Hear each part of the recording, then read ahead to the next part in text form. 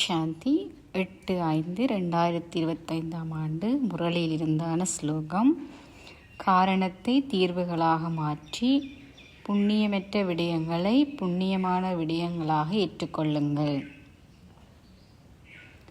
அனைத்து தடைகள் பிரச்சனைகளுக்கான காரணங்களும் அவற்றுக்கான தீர்வுகளும் இந்த ஞானத்தில் மிக தெளிவாக விளங்கப்படுத்தப்பட்டுள்ளது. தந்தை ஞானக்கடலாக இருப்பதால் ஒருவரின் செயற்பாடுகளுக்கான விளைவுகளுக்கான காரணங்களையும் அவர் தினமும் நமக்கு விளங்கப்படுத்துகிறார்.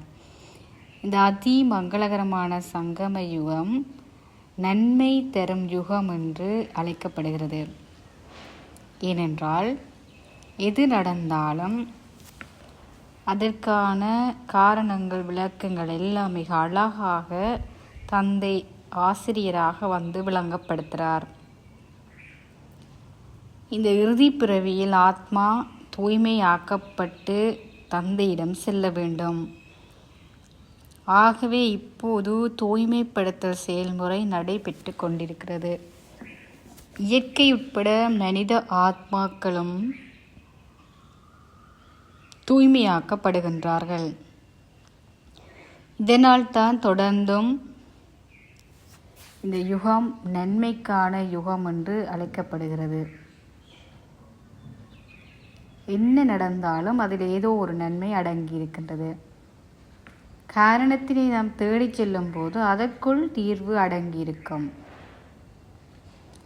இதற்கு ஞானத்தை மிக நன்றாக புரிந்து தெளிவடையும் போது நமக்குள் ஏற்படும் குழப்பங்கள் இல்லாமல் ஒரு தெளிவை நாம் அனுபவம் செய்யக்கூடியதாக இருக்கும்.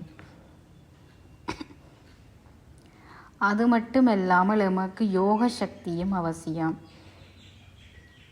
முதலில் நாம் நாடகத்தை பற்றிய தெளிவான புரிந்துணர்வை கொண்டிருக்க வேண்டும்.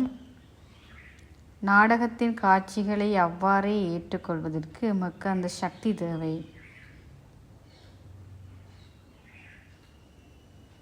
ஏனென்றால் இந்த புண்ணியமற்ற விடயங்களை புண்ணிய விடயங்களாக ஏற்றுக்கொள்வதற்கு அந்தளவுக்கு நமக்குள் அந்த ஏற்றுக்கொள்ளும் சக்தியை நாம் அதிகரித்து வைத்திருக்க வேண்டும்.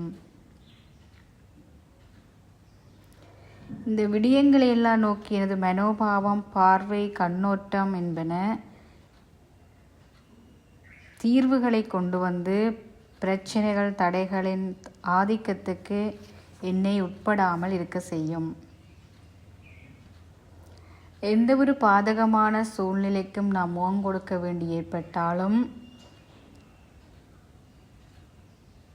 அதிலிருந்து கற்பித்தலை பெறுவதால் எதிர்காலத்தில் பல காரணங்களுக்கு தீர்வினை கண்டுபிடிக்க இலகுவாக இருக்கும். அந்தளவுக்கு எமக்குள் அந்த தொலைநோக்கு புத்தி இருக்க வேண்டும். அத்துடன் நிகழ்காலத்தில் இந்த புண்ணியமற்ற மற்றும் பாதகமான சூழ்நிலைகளை முகம் கொடுப்பதற்கு அந்தளவுக்கு எனக்குள்ளும் அசைக்க முடியாத ஸ்திதியையும் நான் வைத்திருக்க வேண்டும்.